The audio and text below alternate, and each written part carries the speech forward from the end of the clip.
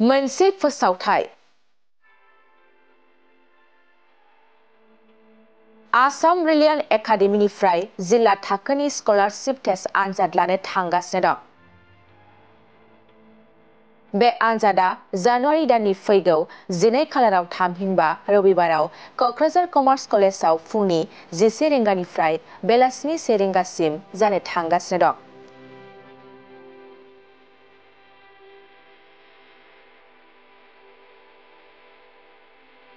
बे आनजादा थाखो 10 एबा मेट्रिक आनजाद होग्राफोरनि थाखाय जागोन आरो बेनि आयदाया जाबाय बिगियान, समाज बिगियान, सानखान्थि आरो इंराजि गासै मोनब्रै आयदानि थाखाय 100 नम्बरनि जागोन।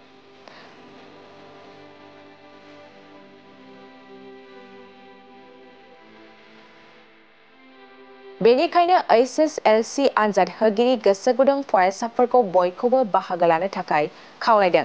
बे आनजादा HSLC आनजादनि थाखाय गोबां हेफाजाब जागोन आरो बे आनजादाव सेथि, नैथि, थामथि आरो ब्रैथि रेंकआव उथ्रिसार जानो हानाय फरायसाफोरनो राङारि बान्था होनाय जागोन।